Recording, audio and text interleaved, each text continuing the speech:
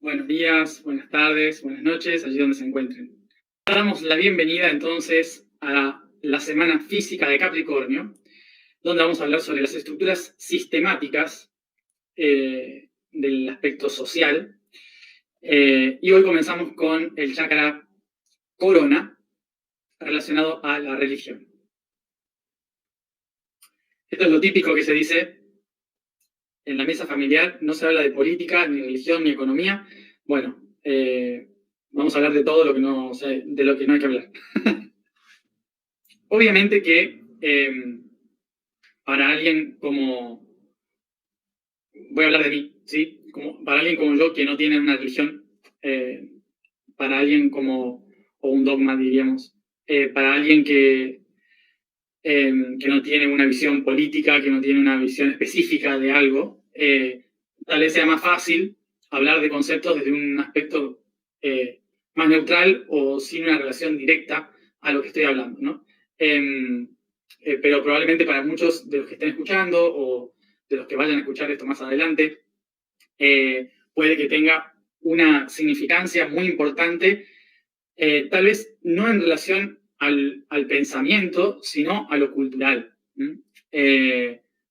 Porque muchas veces lo que estamos hablando, los temas que podemos ir tocando, no nos damos cuenta, pero los defendemos desde la cultura, desde la costumbre, la tradición, ¿sí? Y no desde lo que sentimos realmente. Entonces, los invito a que muchos de estos temas no nos pongamos a la defensiva primero, sino que tratemos de abrirnos a observar otro punto de vista. A ver, la religión es algo con lo que yo personalmente también he tenido mis problemas a lo largo de mi vida, porque no he estado en relación a ninguna religión, pero sí nací en un país que es católico, mayormente católico. Entonces el contexto me ha llevado a conocer más el catolicismo que cualquier otra religión, obviamente. Sin embargo, debido a esto, a este contexto en el que vivía, ha habido siempre una especie de rechazo, ¿no? A la religión. Y probablemente ese rechazo haya sido lo que yo culturalmente heredé, ¿sí? Por ejemplo, mi abuelo era agnóstico, no tenía un credo, una religión, ¿no? Por lo tanto, en mi familia tampoco, nadie tenía un credo, una religión, no había. Y de hecho un poco era como que eso ¿no? Las religiones y todo esto, lejos.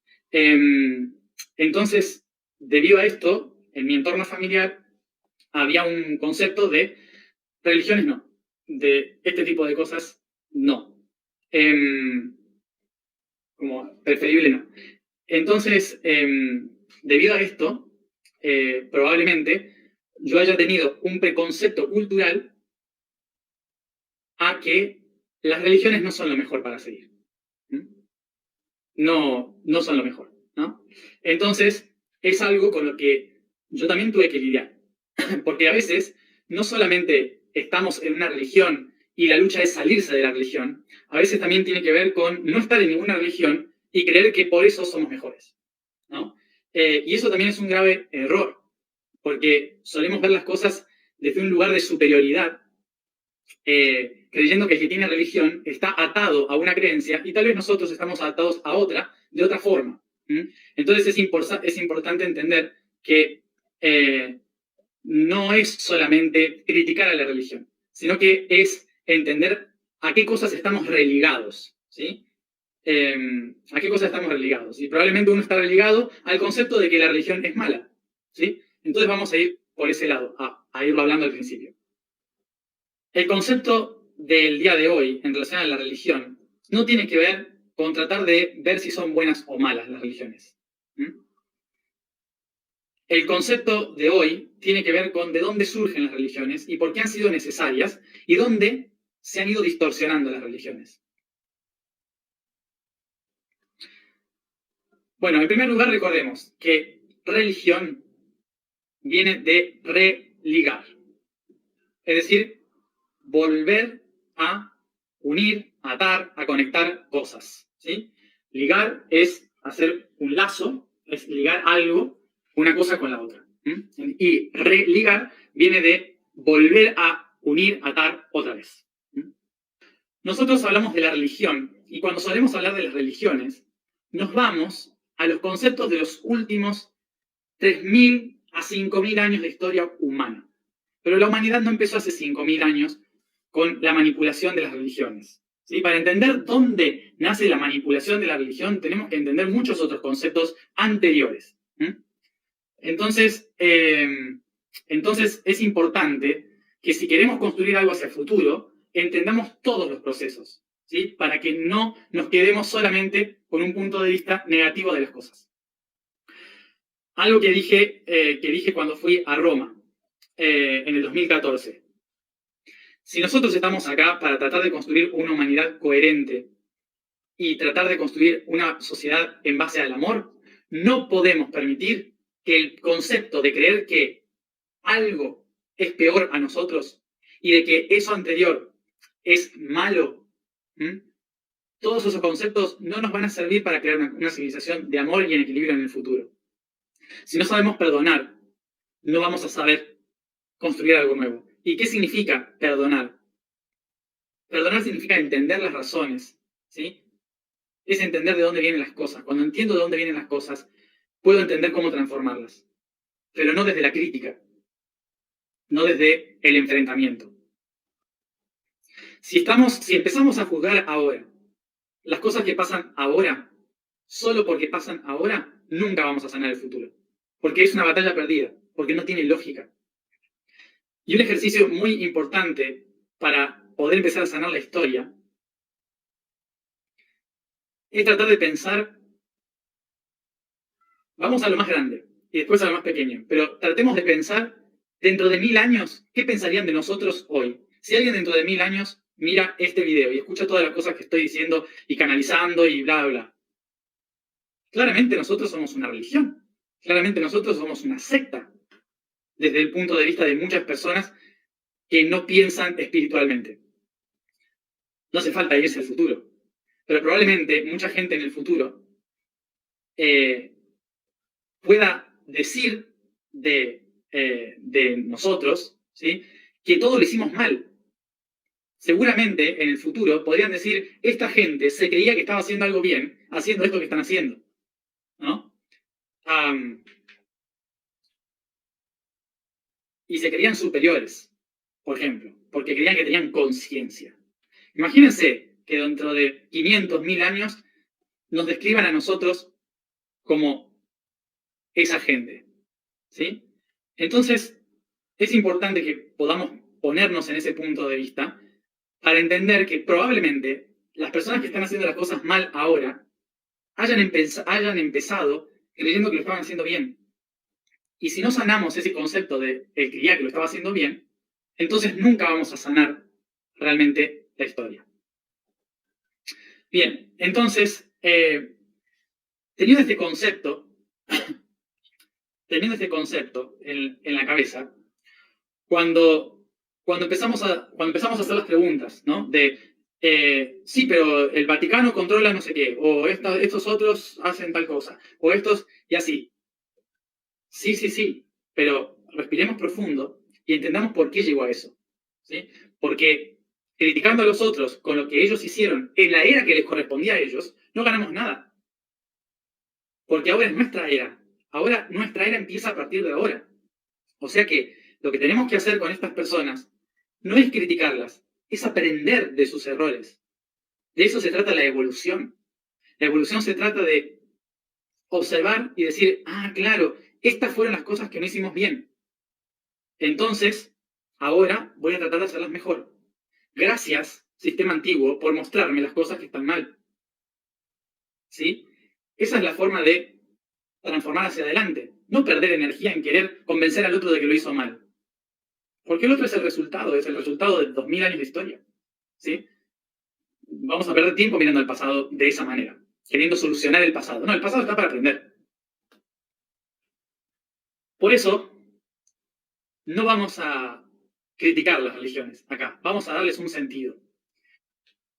¿Se acuerdan? Hoy escribí en el blog. Voy a hacer un resumen del blog. Vamos entonces a el pasado, algo que ya hablamos en otro momento y no me acuerdo cuándo.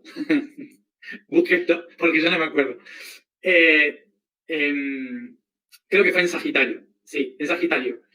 ¿Se acuerdan el viaje que hicimos desde salir del bosque en África? Desde salir del bosque en África a la sabana y buscar más adelante.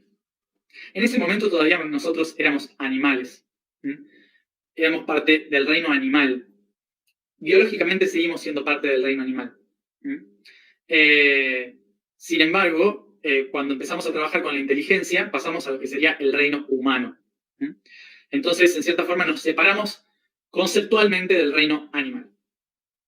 Pero en ese momento, en ese viaje que estábamos haciendo, tratábamos de recordar cómo todo nuestro gran viaje surge a partir de que un homínido se quedó sin frutas en un árbol.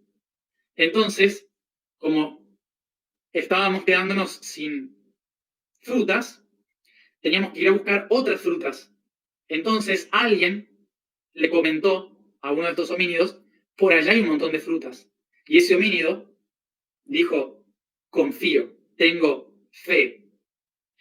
Y se lanza de un árbol, suelta el árbol y se lanza a caminar por la sabana a buscar un bosque con un árbol que tenga frutas.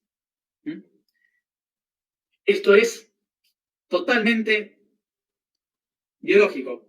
Tengo hambre. Y en esa búsqueda, cada día esperaban poder encontrarlo. Es decir, tenían esperanza de poder encontrar ese árbol en el que tenían fe.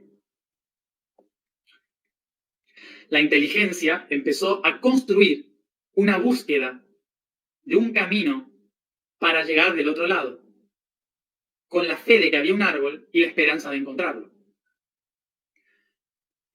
Por esto, todas las culturas antiguas que se lanzaron, todos los homínidos que se lanzaron a la búsqueda de alimentos, se lanzaron a la búsqueda del árbol de la vida.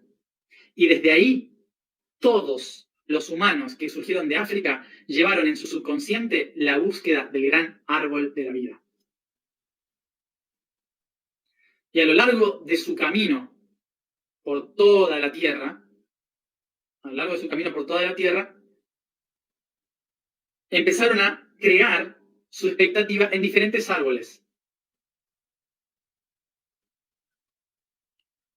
Y desde ahí empezaron a construir todos los conceptos de un ser, un árbol sagrado. Y cada religión tiene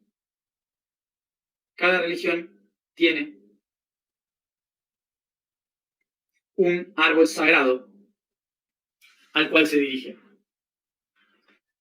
A partir de esto, ¿qué sucede? Este árbol, fueron encontrando estos árboles, ¿sí? Pero nunca encontraron el árbol. ¿Por qué? ¿Qué pasa?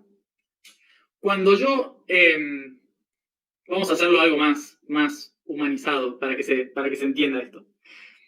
¿Vieron esa idea que Disney nos implantó en la cabeza a la mayoría de nosotros? Y es encontrar el príncipe azul, ¿no? O la mujer perfecta. Ese tipo de cosas de cuento de hadas, ¿no? La princesa, el príncipe, ese tipo de cosas. Lo tenemos implantado. ¿Alguno de ustedes encontró alguna vez al príncipe y la princesa? No, sean sinceros. Sean sinceros, nunca. Entonces, ¿a quiénes encontramos? A otros parecidos, ¿no? Pero que tenemos la expectativa de encontrar a alguien que sea esa persona que esperamos en la vida. Le llamamos alma gemela, llama gemela, lo que sea, ¿sí?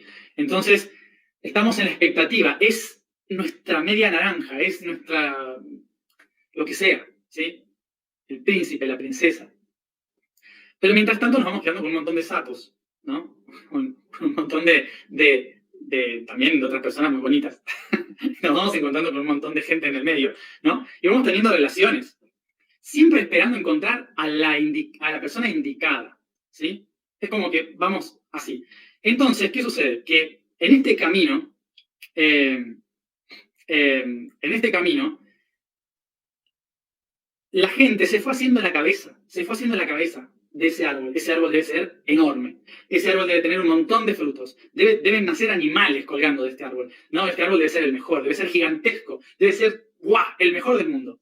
Pero no lo encontraban nunca, porque cuanta más expectativa ponían, más grande era el árbol. Cuanto más días tardaban en encontrarlo, más lejos estaba. ¿Sí? Entonces llega un momento en que me voy conformando con los árboles que encuentro. Y así cada cultura y cada religión fue tomando su propio árbol en su propia geografía, creando sus propias tribus alrededor de estos árboles. Pero ese árbol ya era tan idílico, tan impresionante este árbol, que no les quedó otra que imaginarlo. ¿Y dónde lo imaginaron? En el cielo. Y dijeron, claro, las estrellas son los frutos de este árbol. Es tan grande este árbol que no lo podemos ni tocar, está en el cielo. Y de esta manera supieron que el gran árbol estaba ahí para todos. Cuando empezaron a observar el cielo, empezaron a contemplar el cielo como el árbol de la vida, el árbol del conocimiento, empezaron a entender que podían manejar el tiempo, empezaron a entender los solsticios, los equinoccios, empezaron a entender el proceso de las estaciones y cómo manejar la vida a través de la siembra, de la cosecha. Empezaron a encontrar en el cielo las respuestas de cómo dominar la tierra.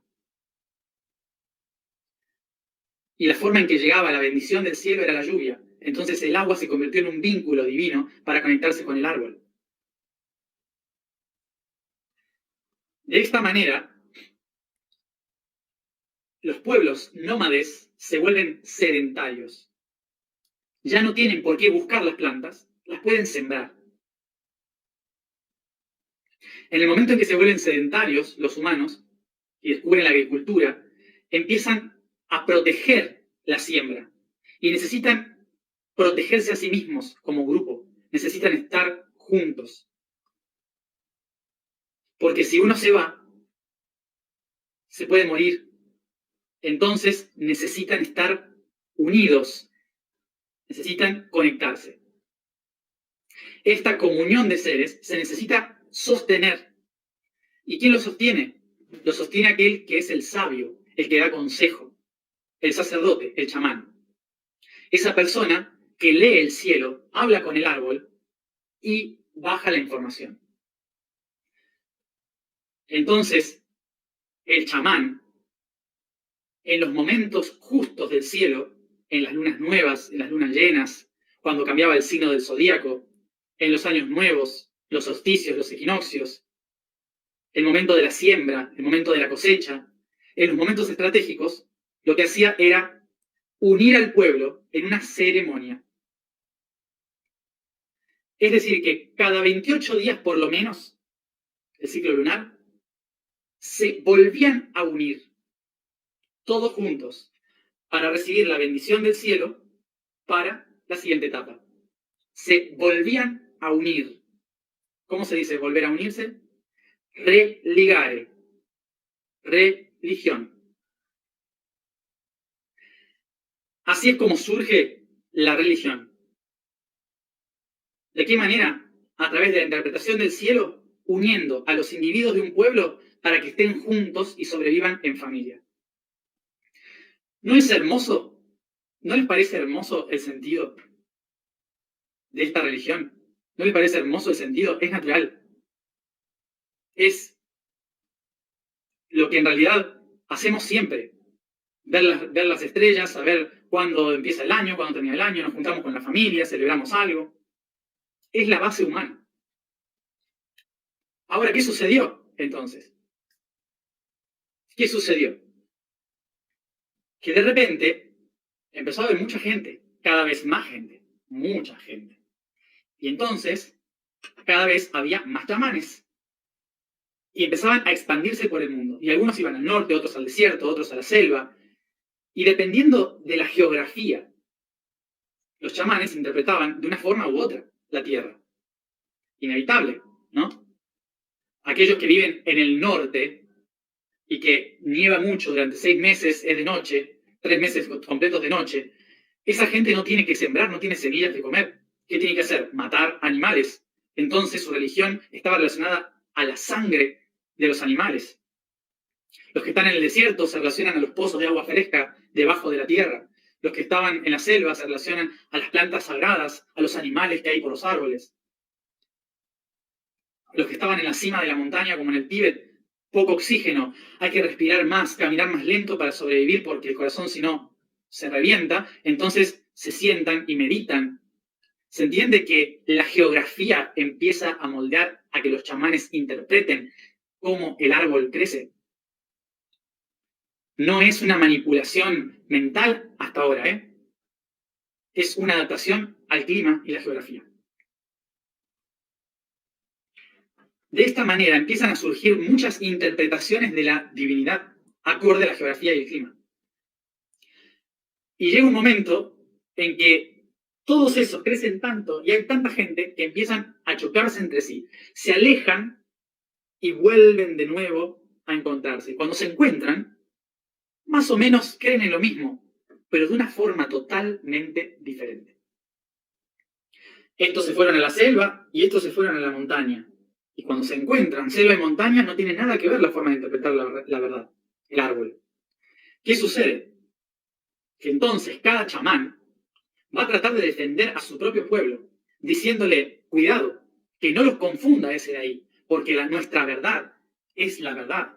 Nuestra verdad en la selva es mejor que su verdad en la montaña. Entonces, los chamanes y sacerdotes dejan de tener intereses en explicar el cielo y empiezan a tener intereses en defender la tierra. Y cuando me refiero a proteger la tierra, ¿a quién me refiero? A su pueblo. Entonces, ¿qué tenían que hacer? Convencerles de que su discurso era mejor que el de los otros.